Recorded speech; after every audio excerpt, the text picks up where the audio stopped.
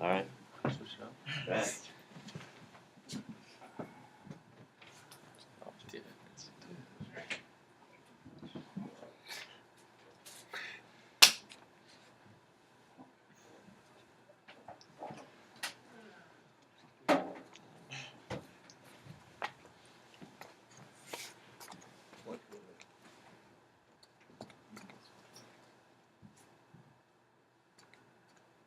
This is going well so far. There we go. All right. So the first regional conflict that we're going to talk about that was a result of the rise of the West was the Israel-Palestine conflict, and this is also keeps reoccurring in the news because they're shooting rockets at each other and it's causing innocent civilians to die. So we're kind of going to look back as to what caused this to happen, and so just to give you an idea of how many people have had control of what is Israel/Palestine, it's a pretty long list. First, the Jews had control of it, and then King Solomon came in, and then he had control, and then the Babylons came in, and then they kicked the Jews out. Then Alexander the Great came in with the Greeks, but allowed the Jews to stay, but then they rebelled, and then they had their own independence. Then the Jewish state of Judah was created. Then they were taken over by the Roman Empire, then the Arabs, then the Crusaders, then the Ottomans. So it's a pretty long list. You can get the gist. A lot of people have had control of this area, so everybody has their claim to saying that it's theirs. But then where the rise of the West comes into play is that after World War One, when the British won World War One against the Ottoman Empire, the British gained control of all of the area that was Palestine that used to be controlled by the Ottoman Empire, and they went into the Ottoman Empire and chopped it up into pieces and divided it. And this had a bunch of issues surrounding it because everyone said that this is mine, that's mine, not yours, very childish-like. And in 1917, the British foreign prime minister committed to try to make an independent Jewish state for people of Jewish ethnicity. And then they kind of had an area set up, and then a lot of Jewish people started moving there into what was predominantly Arab inhabited land. And this caused a lot of social tension between them because they were saying that the Arab people were saying that the Jewish people were moving into what was theirs and taking it over, and the Jewish people were just saying, we're moving in, we're not doing anything. And this led to an Arab revolt, which was then put down by the British, and which was really what set off the British kind of supporting an Israeli area to be created. And then there kept being more and more tensions growing up to World War II. And then the British kind of gave up because, they thought this is pointless, they'll never coexist, and they gave the responsibility of solving this issue to the UN. And then they had a plan that was going to divide 50% into Israel and 50% into Palestine. But the Arab people rejected this, so instead they got screwed over. And then in 1948, Israel was declared a state and was backed by the U.S. and Britain, and this was also following the Holocaust, so there's a lot more of a demand to have a separate state for, where Jews could be free of prosecution. And then this declaration of Israel led to another war, which was the Arab-Israeli War of 1948, and then the day after Israel was created a state, Jordan, Egypt, Lebanon, Syria, and Iraq immediately invaded Israel, but failed.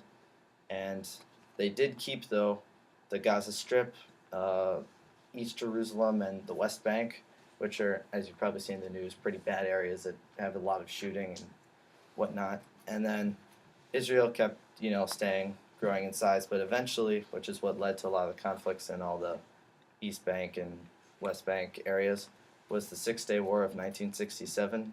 Tensions kept growing since the first Arab War, and then in 1967, Israel invaded their neighbors and took over the Gaza Strip, the West Bank, and a bunch of the borders. Although, following this, the UN said that they had to give all that back, but there's still some Israeli presence to this day in those areas, which is why there's a lot of conflict.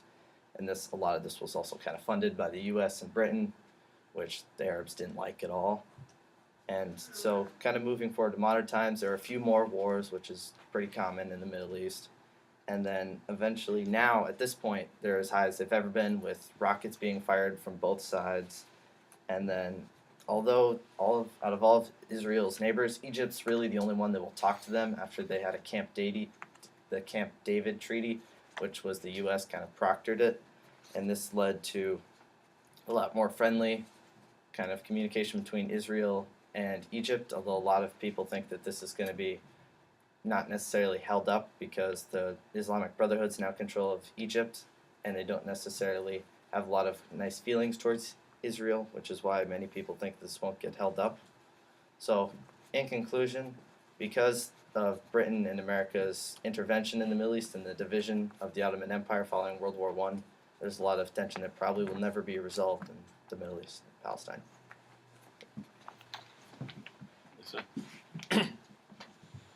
All right, so another conflict that's been in the news a lot lately is Sudan and South Sudan.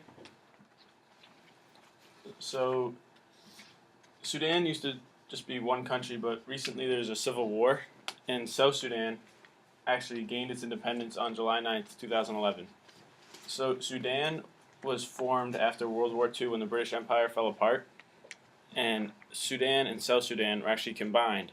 And Sudan was mainly Muslim, and South Sudan was mainly Christian and indigenous religions.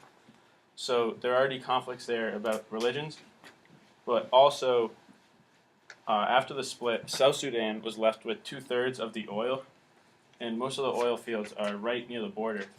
But then the refineries are actually in Sudan. So there's a conflict right now about who should gain from the profits and things like that from the oil industry. And actually, Western countries are investing billions of dollars in Sudan and South Sudan about their oil. And one of those countries is actually the United States, and that is leading to more conflicts because South Sudan is one of the least developed countries in the world right now. So the oil industry should actually help them get started. But recently, South Sudan believed that Sudan was stealing their oil, so they actually shut down all oil production, essentially ruining the economies of both countries.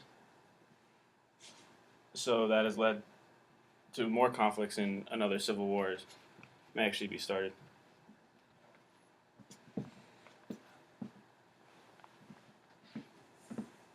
So the last thing we're going to talk about is India and Pakistan, the conflict between them. And so the original reason for that was because of the British. And when the British left India, when India gained its independence in 1947, the way that the British split up their empire caused these two countries to dispute over some land. The original British Indian Empire looks like this, with modern day Pakistan being here.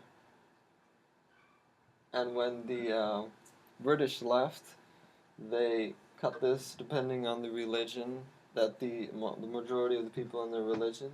They split up and call this Pakistan, India, and they also had a split over here, and that's part of Pakistan.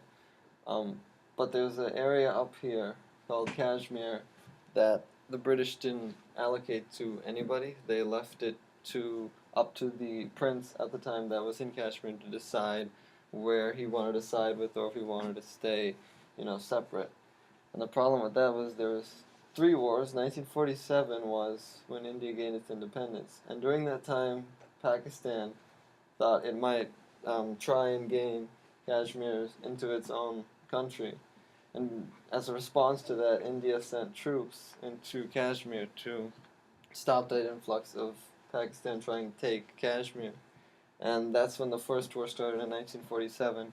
And since then, there's been a lot of border disputes and also just a general war over Kashmir, who's going to get the land and things. Currently, as of now, I think India controls 43% of Kashmir, and Pakistan controls 33%.